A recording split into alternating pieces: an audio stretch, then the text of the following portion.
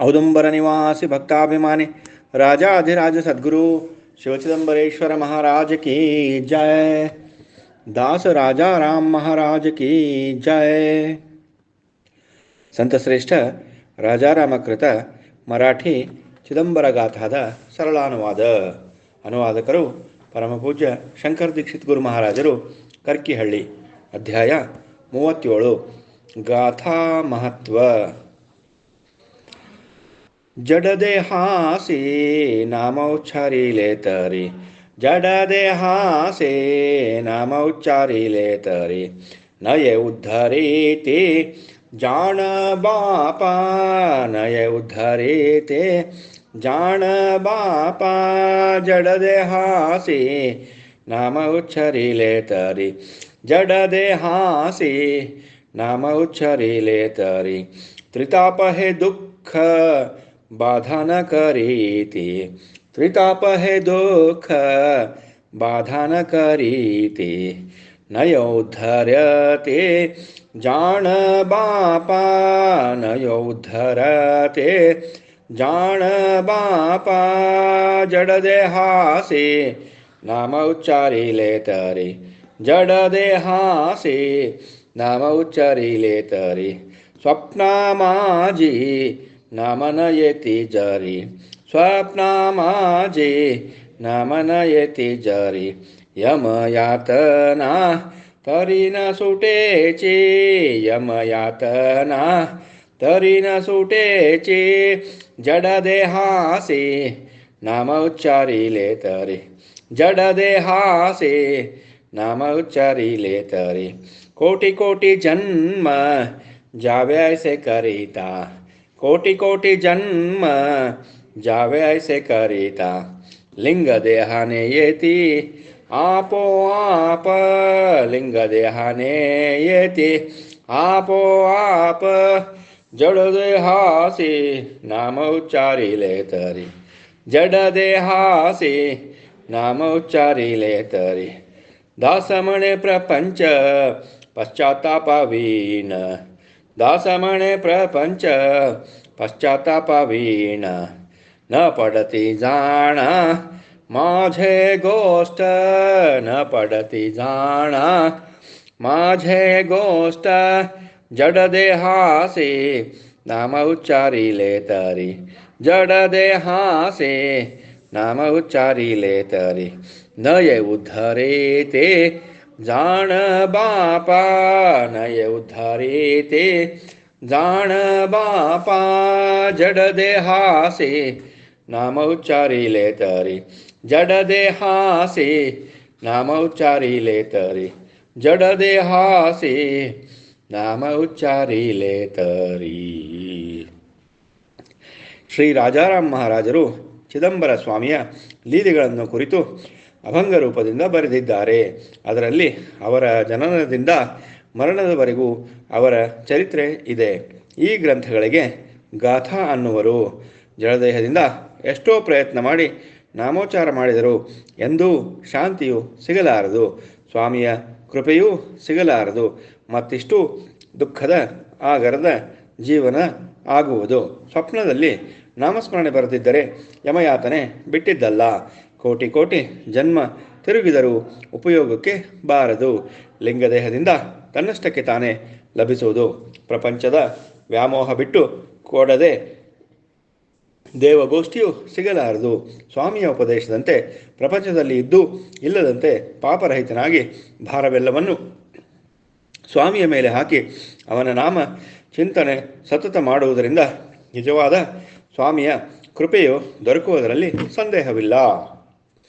ಚಿದಂಬರ ಮಹಾಸ್ವಾಮಿಗಳು ಗುರ್ಲಹೊಸೂರಿನಲ್ಲಿ ಗುರುಗಳ ಹೊಸ ಊರು ಇರುತ್ತಿದ್ದರು. ಆ ಕಾಲದಲ್ಲಿ ನಿತ್ಯ ನೂತನ ಲೀಲೆಗಳನ್ನು ಮಾಡುತ್ತಾ ಭಕ್ತರ ಉದ್ಧಾರ ಕಾರ್ಯವನ್ನು ನಡೆಸಿದ್ದರು. ರಾಜಾರಾಮರು ಸ್ವಾಮಿಯ ಸನ್ನಿಧಿಯಲ್ಲಿಯೇ ಇದ್ದರು. ಆಗ ನಡೆದ ಘಟನೆ ಇದು. ಒಂದು ಗ್ರಾಮದಿಂದ ತಂದೆ ತಾಯಿ ಮತ್ತು ಒಂದು ಗಂಡು ಮಗು ಕೂಡಿಕೊಂಡು ಸ್ವಾಮಿಯ ದರ್ಶನದ ಮಹಾ ಅಭಿಲಾಷೆಯಿಂದ ದೂರದಿಂದ ನಡೆದು ಬಂದಿದ್ದರು. ಬಾಲಕನ ಹೆಸರು ಗೋವಿಂದ ಎಂದು ಇತ್ತು. ಅವನಿಗೆ 7 ವರ್ಷ ವಯಸ್ಸಾಗಿದ್ದವು. ತಂದೆಯ ಹೆಸರು ರಾಮಚಂದ್ರ. ರಾಮಚಂದ್ರನಿಗೆ ಕುಷ್ಠರೋಗವಿತ್ತು. ದೇಹದಲ್ಲಿ ರಕ್ತವು ಬಹಳ ಕಡಿಮೆಯಾಗಿತ್ತು. ರಾಮಚಂದ್ರನು ಸ್ವಾಮಿಯ ದರ್ಶನ ಪಡೆದು ಪರಿಹಾರ ಕಾಣುವ ಅಭಿಲಾಷೆಯಿಂದ ಬಂದಿದ್ದನು. ಸ್ವಾಮಿಯ ದರ್ಶನ ಪಡೆಯುವ ಅವಕಾಶ ಅವನಿಗೆ ಸಿಗಲಿಲ್ಲ. ಗುರ್ಲಹೊಸೂರಿನ ಪ್ರಜೆಗಳು ಅವರನ್ನು ಊರೊಳಗೆ ಬಿಡಲಿಲ್ಲ. ಕುಷ್ಠರೋಗಿಗಳು ಜನಸಂಪರ್ಕದಲ್ಲಿ ಇದ್ದರೆ ಅದು ಬೇರೆಯವರಿಗೂ ಹರಡುವುದೆಂದು ಅವರು ಹಾಗೆ ಮಾಡಿದ್ದರು. ನಿರುಪಾಯನಾದ ರಾಮಚಂದ್ರನು ಹತ್ತಿರದ ಒಂದು ಗ್ರಾಮದ ಸಮೀಪದಲ್ಲಿ ಇರತೊಡಗಿದನು.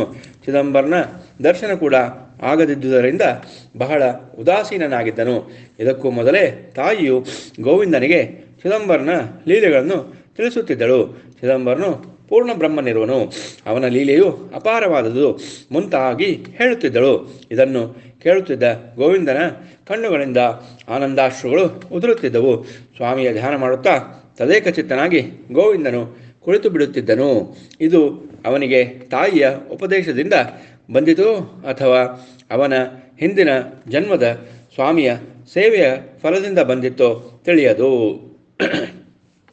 ತಂದೆಯ ರೋಗ ಹೆಚ್ಚುತ್ತಲಿತ್ತು. ಇದರಿಂದ ಪತ್ನಿಗೂ ಮಗನಿಗೂ ಬಹಳ ವ್ಯಸನವಾಗತೊಡಗಿತು.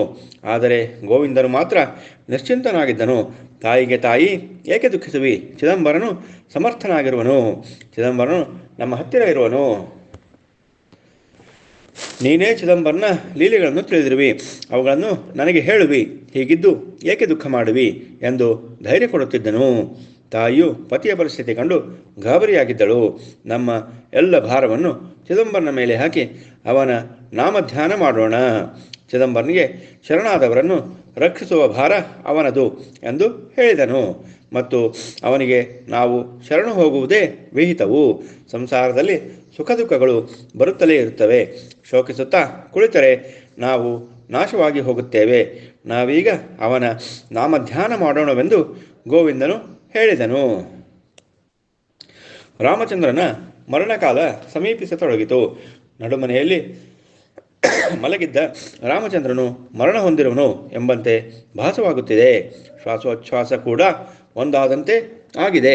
ನೋಡಿ, ಪತ್ನಿಯು ಆಕ್ರಂದನ ಮಾಡಹತ್ತಿದಳು. ಪತಿಯ ದುಃಖದಲ್ಲಿ ಸ್ವಾಮಿಯ ನಾಮ ಧ್ಯಾನವನ್ನೇ ಮರೆತು ಬಿಟ್ಟಳು.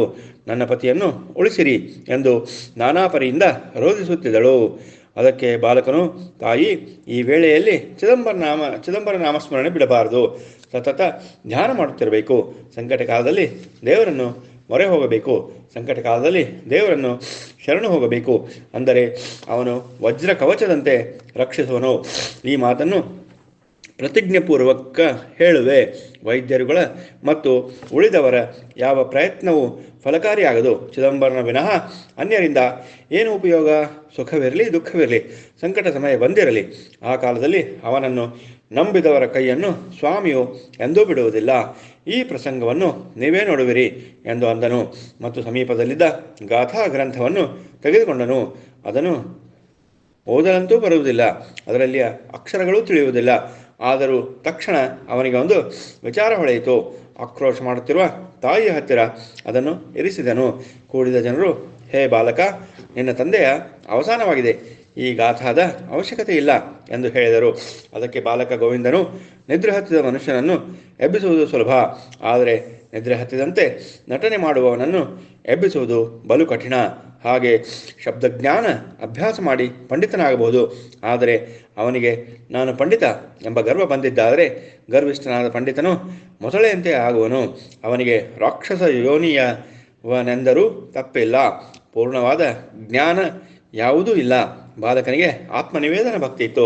ತನ್ನ ತಂದೆಯ ಹೃದಯದ ಮೇಲೆ ಚಿದಂಬರ ಲೀಲಾಗಾಥ ಇಟ್ಟು ಚಿದಂಬರ ಭಜನೆ ಮಾಡಹತ್ತಿದನು. ಭಜನೆಯಲ್ಲಿ ತಲ್ಲೀನನಾಗಿ ವಿದೇಹ ಸ್ಥಿತಿಗೆ ಬಂದಿದ್ದನು. ಆ ಸಮಯದಲ್ಲಿ ಚಿದಂಬರನ ಅನುಗ್ರಹದಿಂದ ಪಿತನ ಪ್ರಾಣ ಯಮನ ಪಾಶದಿಂದ ಬಿಡುಗಡೆಯಾಗಿ ತಿರುಗಿ ಬಂದಿತು. ರಾಮಚಂದ್ರನು ಸಾವಕಾಶವಾಗಿ ಚೇತರಿಸಿಕೊಂಡನು. ಜನರಿಗೆ ಅಗಾಧವೂ ಆಶ್ಚರ್ಯವೂ ಆಯಿತು. ಆನಂದಾಶ್ರುಗಳನ್ನು ಸುರಿಸಿದರು. ಬಾಲಕನ ಚಮತ್ಕಾರವನ್ನು ನೋಡಿ ಜನರು ಆನಂದಿತರಾಗಿ ಅವನನ್ನು ಎತ್ತಿ ಮುದ್ದಾಡಿದರು, ಹರಿಸಿದರು.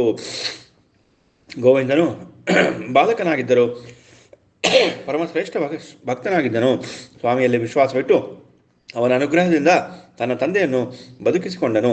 ಚಿದಂಬರನ ಲೀಲೆಯನ್ನು ನೋಡಿ ಆನಂದಿತರಾಗಿ ಅವನ ಭಜನೆ ಮಾಡುತ್ತಾ ಜಯ ಜಯಕಾರ ಮಾಡಹತ್ತಿದರು.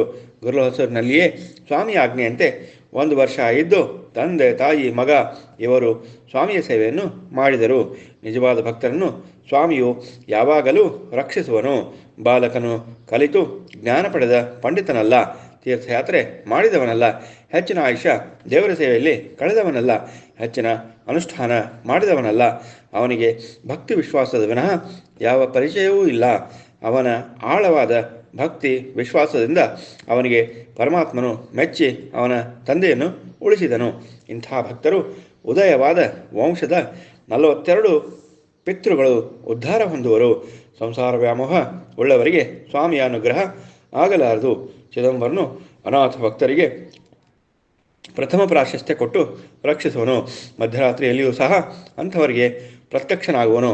ಭಕ್ತನು ಯಾವ ಜಾತಿಯವನೇ ಇರಲಿ, ಸ್ವಾಮಿಯ ಚರಣದ ಮೇಲೆ ಬಿದ್ದು ಶರಣಾಗತನಾದದ್ದೇ ಆದರೆ ಸ್ವಾಮಿಯು ಅವನಿಗೆ ಆಶೀರ್ವದಿಸುವನು. ಜಾತಿಯು ಅವನಿಗೆ ಬೇಕಿಲ್ಲ. ನಿಜವಾದ ಭಕ್ತನು ಆಗಿದ್ದರೆ ಅವನಿಗೆ ಒಲಿಯುವನು. ಅವನು ಅಂತಃಕರಣಯುಕ್ತ ಪತಿತ ಪಾವನನು. ಅವನಿಗೆ ಭಾವಶುದ್ಧಿಯ ಹಸಿವು ಕಲಿಯುಗದಲ್ಲಿ ಪೂರ್ಣಬ್ರಹ್ಮ ಚಿದಂಬರ ಅವತಾರ ಧಾರಣ ಮಾಡಿ ನಾನಾ ಲೀಲೆಗಳನ್ನು ತೋರಿಸಿದನು. ಅವನ ಮುಂದೆ ಯಮರಾಜನೂ ಕೂಡ ಏನೂ ಮಾಡಲಾರನು. ಕಾಮಕ್ರೋಧಗಳು ನಾಶವಾಗುವವು. ಜೀವಹರಣವಾದರೆ ಪುನಃ ಜೀವ ಕೊಟ್ಟು ಬದುಕಿಸುವ ಸಾಮರ್ಥ್ಯ ಇವನೊಬ್ಬನಿಗೆ ಇರುವುದು. ಅಜ್ಞಾನಿ, ಡಾಂಬಿಕ, ದುರಾಚಾರಿ, ಅಸತ್ಯವಾದಿ ಇಂಥವರು ಸ್ವಾಮಿಯ ಮುಂದೆ ನಿಲ್ಲದೆ ಸರ್ವನಾಶವಾಗುವರು. ಸ್ವಾಮಿಯು ದೀನಬಂಧು ಕರುಣಾಮಯಿ ಭಕ್ತೋದ್ಧಾರಕ್ಕಾಗಿ ಅವತರಿಸಿರುವನು. ಶ್ರೀ ಸದ್ಗುರು ಚಿದಂಬರಾರ್ಪಣಮಸ್ತು.